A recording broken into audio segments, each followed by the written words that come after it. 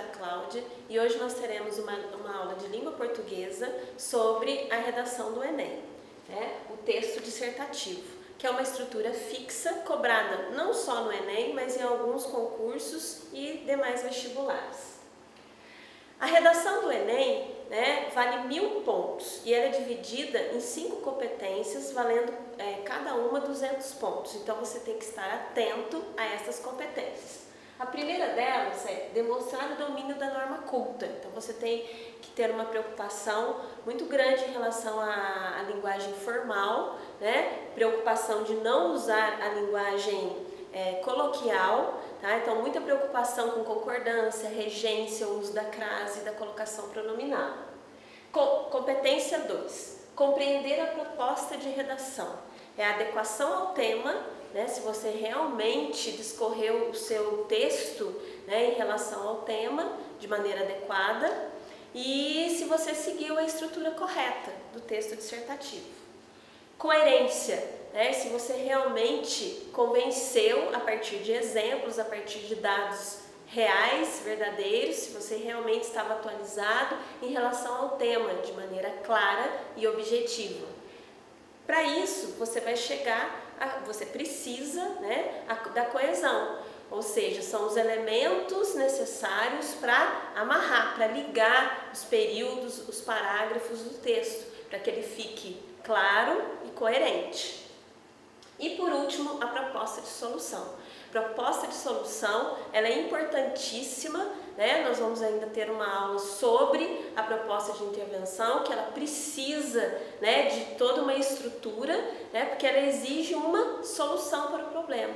Então, porque todo o tema do Enem, ele é um problema social, cultural, científico, e você tem que arrumar meios dentro do seu texto de solucionar este problema.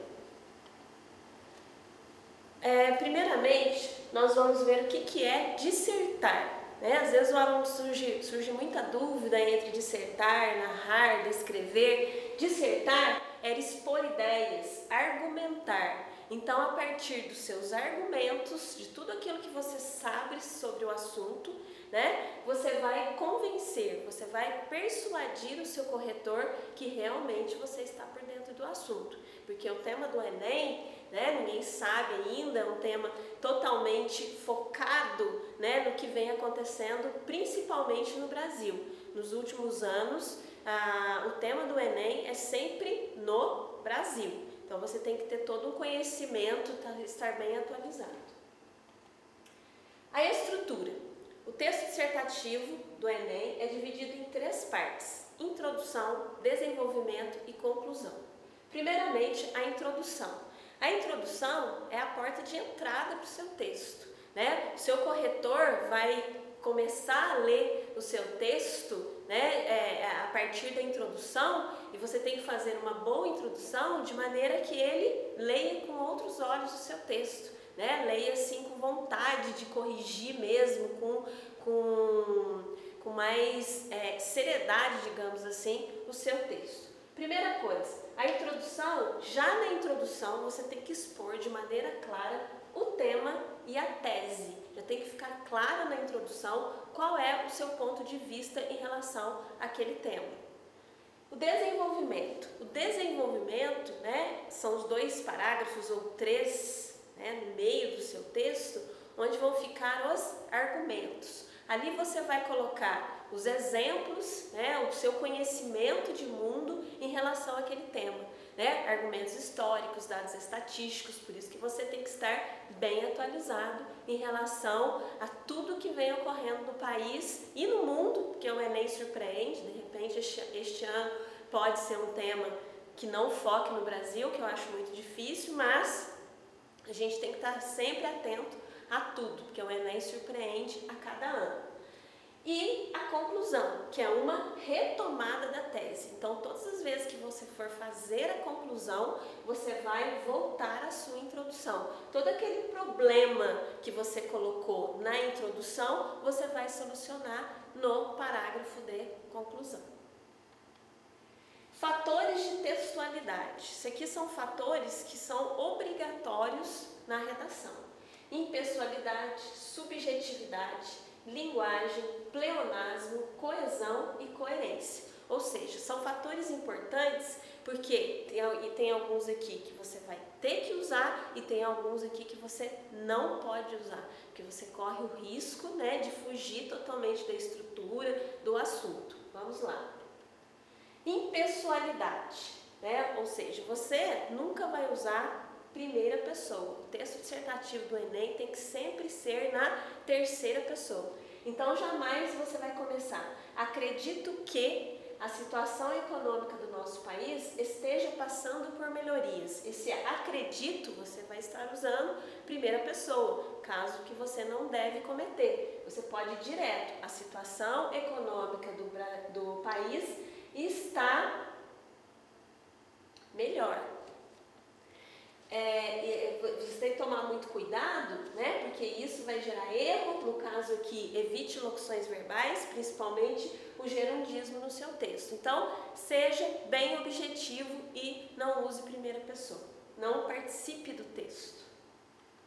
Objetividade. Seja sempre objetivo, você nunca vai usar subjetividade, né? A emoção, característica prioritária dos textos literários, dos poemas, você não pode usar na redação do Enem. Então, nem a primeira pessoa do plural você não pode, porque você corre o risco de generalizar. Então, olha lá, sabemos que o homem vem destruindo a natureza. Tá? Então fica muito melhor se você começar, o homem destrói a natureza. Você vai direto ao assunto, não generaliza, tá? Evite começar com verbos na terceira pessoa. É notório, é sabido, sabe-se que, pode-se notar. Se é um tema relevante, todo mundo sabe, ele é notado, né, algo que vem acontecendo. Então evite começar com verbos na terceira pessoa do singular.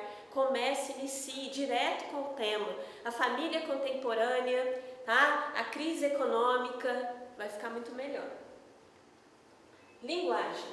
Usar sempre a linguagem denotativa, né? Se você tem que ser objetivo, não vai usar emoção, não vai usar subjetividade, você tem que usar a linguagem denotativa, clara, objetiva, né? Fugir totalmente da questão das figuras de linguagem, tá?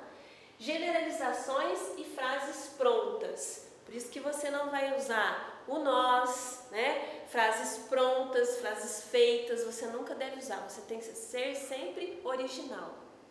Não interagir com o leitor, né? Você não vai usar verbos no imperativo. Faça, tá? Usar o você, não vai ficar adequado também.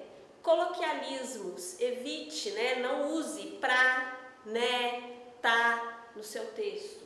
Citação direta. Evite usar a citação direta, prefira a citação indireta, tá? Segundo Aristóteles, o homem é um ser social, prefira usar desta maneira, tá? Vai ficar mais fácil até para você discorrer o seu texto em relação a esta citação. Pleonasmo. Tem que ter muito cuidado com o pleonasmo, porque você pode cometer vários erros na primeira competência, na terceira, na quarta, se você usar o pleonasmo, né? Primeiro, nós temos dois tipos de pleonasmo. Primeiro, o pleonasmo vocabular, repetição de palavras. Então, se o tema é família contemporânea, a palavra família você vai colocar no máximo uma vez em cada parágrafo. Depois você tem que saber o quê? Sinônimos, né? Ter um conhecimento em relação ao significado das palavras, uso de pronomes que você possa substituir, né, para evitar as repetições. Argumentativo, muito cuidado para não repetir os argumentos, as mesmas citações, os mesmos dados nos parágrafos argumentativos. Se você vai usar como dado o IBGE, você vai usar dados do IBGE, você não vai usar no segundo e no terceiro parágrafo, você usa em um ou no outro. Evite repetições. Coesão. Coesão é em relação à estruturação, né? A gente sempre coloca essa estrutura de uma maneira clara, tá? Para que você consiga abordar nas 30 linhas, né, tudo sobre o tema pedido. Primeiro, introdução, desenvolvimento, conclusão. No máximo 30 linhas, o mínimo 25 linhas, que com menos de 25 linhas vai ser muito difícil de você convencer o seu corretor, né? Colocar todos os exemplos que você realmente tenha para convencer, colocar uma proposta de intervenção adequada, então tem que ser de 25 a 30 linhas, tá? 4 ou 5 parágrafos, de no máximo cada parágrafo 7 linhas. Procurem não ultrapassar, principalmente se você for fazer um texto de 5 parágrafos. Se você for fazer de 5 parágrafos, já vai ultrapassar 7 linhas. Tá? Procure sempre fazer no máximo 3 períodos, né, entre 6 e 7 linhas. Coerência. Coerência é se você seguir todos os passos, né, do texto da estrutura, você vai conseguir 200 pontos na quarta competência. Na introdução, tem que ter o tema, você já tem que falar, né, diretamente sobre o tema e a sua tese, a sua opinião, tem que aparecer logo na introdução, senão vai ficar um parágrafo inconsistente e você vai perder nota já nesta competência. Argumentos consistentes, argumentos que realmente sustentem a sua tese, argumentos verossímeis, né, que sejam realmente verdadeiros em relação àquele assunto. Cuidado com dados estatísticos, né? Na hora da prova você pode não lembrar dos números perfeitamente, correr o risco de colocar um número muito além ou muito aquém e correr o risco de errar. Então, muito cuidado com os argumentos.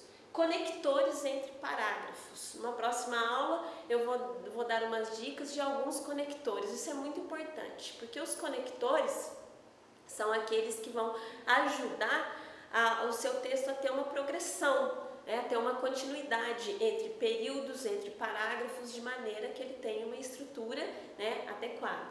E a conclusão, que retoma as ideias do texto, principalmente na introdução. Você vai, todas as vezes que você for fazer a conclusão, você vai voltar na introdução. Se você não fizer isso, vai ficar inconsistente, incompleta a sua conclusão.